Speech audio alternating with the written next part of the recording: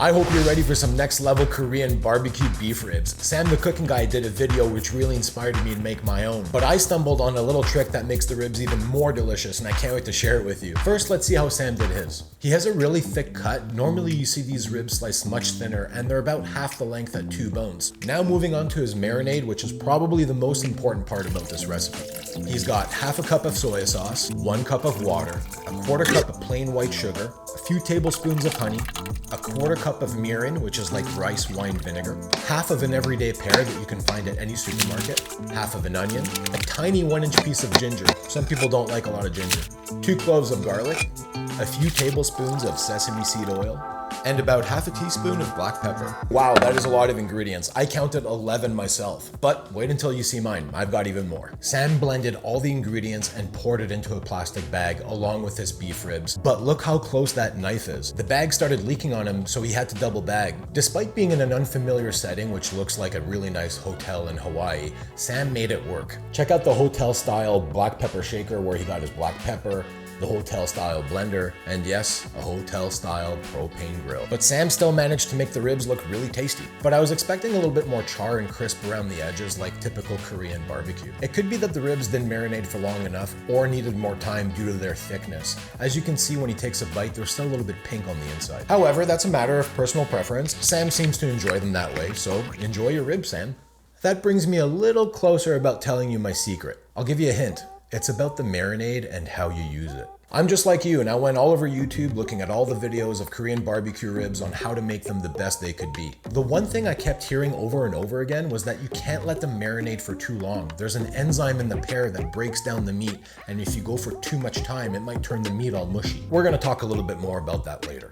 I went to my local Korean food mart to find these ribs along with a bunch of amazing sides that I'm going to show you later. It was a really cool experience. They had all sorts of different choices and I can't wait to go back again. But I didn't stop there. I called up my local butcher and I asked them to slice me flanken style cut beef ribs to compare with the Korean food mart. Now I'm going to show you how I made my marinade better than Sam's and ultimately how I stumbled on my little secret that took the ribs to a whole other level. We're going to go big on the portions here, giving it a little Canadian twist that I know you'd love. All the ingredients for this marinade are down below in the description if you want to take a look. Not half a cup, but a whole cup of soy sauce straight from Korea. Half a cup of mirin, also from Korea. A 1/4 cup of whatever beer you're drinking at that moment. A couple of glugs of smoky Canadian whiskey. A few tablespoons of chili sesame seed oil, but you can also use just regular sesame seed oil. Half a cup of maple syrup I got from Quebec, which by the way, you better believe a poutine video is on the way. A 1/4 cup of unrefined cane sugar to be fancy and hold a hipster grudge against plain white sugar. Half a cup of water to rinse out the sugar. A hefty sloppy tablespoon of gochujang, which you can actually find at Walmart. 3 white bottom halves of green onions. 5 thicky cloves of garlic. More ginger than Sam. We're gonna go with the whole knob of ginger. Not half a regular pear like Sam, but 1 full big Korean pear. Don't stop there, add 2 shallots. That makes for a wild total of 14 different ingredients, if you count water as an ingredient. Blend it up just like Sam did. My blender is no better than Sam's, a blender's a blender. Next, grab a dish or a pan that is deep enough to accommodate a few layers of your beef ribs. Lay some of that goodness you just made out of the blender to get an even coating everywhere. Sam used a plastic bag that gets them all too tight and cuddly in there, and it doesn't let the marinade do its job, so if you can, don't use a plastic bag. Just make sure they're well covered and swimming in the marinade. Now throw away everything I just said because I'm going to use a plastic bag to keep the Korean food mart ribs separate from my butcher's ribs. And now we wait. Okay, we're 92 hours later, and this is the secret, folks. Let me explain. You see, the weather was getting colder and colder, and I thought I could beat it. I thought the next day would warm up, and it didn't. It just kept getting colder and colder, and instead of doing an overnight marinade on the ribs, I ended up going for 92 hours. I thought the ribs would just be mush and too far gone because the pear's enzymes had 92 hours to do the work and eat away at the meat. But to my surprise, they ended up being perfect. Just wait till you see when I eat them. And really, that's the secret trick that Sam could have used for those extra thick ribs, letting those enzymes in the pear do their work. I found that a 4-day marinade didn't do anything to hurt the ribs, it only made them better, and it made the thick ones extra good. That's why I asked my local butcher to cut me some thin and thick cuts so I could test it out and see the differences. But the secret is if you just let them all sit long enough in the marinade, Even the thick ones will taste amazing. They'll just come apart as you bite and overall just have a much softer chew, which is what you want to achieve marinating the meat, really. Now picture this, it's minus 29 degrees Celsius, or for you Americans, minus 20 Fahrenheit. I've waited long enough, it's time to barbecue.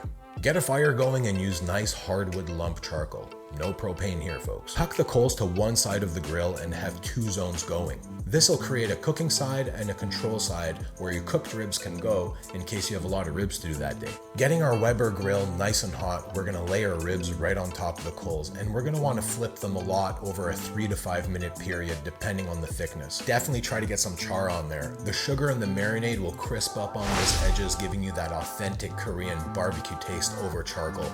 That's really tough to beat, folks. Get some flames going, and the tough part is cooking the thin ones alongside of the thicker ones, but with some strategic maneuvering, you'll be just fine. That's why you have those 2 zones I was talking about. These are looking really good to me. It's time to get them inside and out of the cold. Check out these amazing sides I got from the Korean Food Mart. The only thing that's not from the Korean Food Mart is the rice, and it's the wrong grain of rice, but meh. Some nice kimchi, which I found was a bit on the spicier side. These pickled radishes are amazing. They taste like sesame seeds so much, and they're a bit spicy. Really good. A bit of seaweed salad for extra greenery and flavor. The gentleman at the Korean Food Mart told me to buy this soybean paste for dipping my beef into, so I bought it. Here's the marinade that the ribs sat in for 92 hours. I boiled it down and now it's going to be used as a dipping sauce, but you could also use it as a baste when you're on the grill to sauce them up a little bit more. I'm going to try to pronounce this properly, so if somebody speaks the language, please correct me in the comments if I didn't do it right. This is called sandyulgum. Sandyulgum. Also known as pickled alpine leek. It reminds me of grape leaves, and let me tell you, they are so sweet and vinegary and salty. Really, really delicious. I could just eat those leaves one by one. And now it's time to eat. All right. This could easily be a recipe for dessert. All right, we're back on. This is the local butcher. Oh yeah, there you go. Sauce. Or really, it's my marinade that I boiled down. Here we go. Oh my God, look at the drip. Look at the drip. Oh. Well, you know what?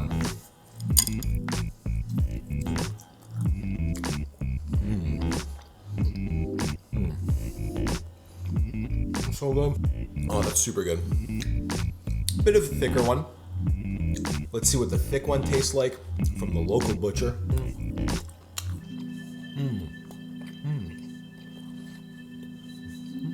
When I did them in the pan before, I didn't like them when they were thicker. I thought they should only really be cut thin, but with all that time, the 92 hours in the marinade, it's amazing. It just falls apart. Super mushy. I love it. I highly recommend this as a side. The pickled radish is so good. Okay, let's go for the Korean Food Mart beef ribs. You know, after sitting and marinating for so long, there really isn't much difference between the two. I did get a better deal with my local guy, that's for sure. Dip it in our juice. You have to take these leaves.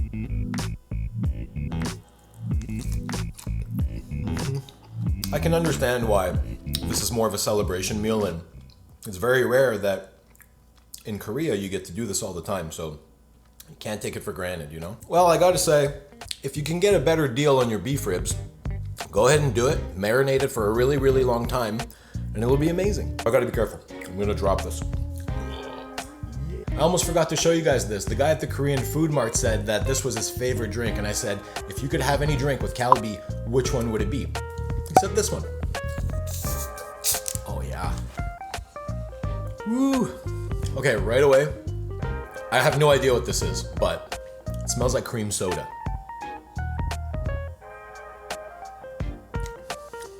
Yeah, it's cream soda. Hey, if you like barbecue and food in general, make sure you check out this video. Cheers! I'll see you guys next time.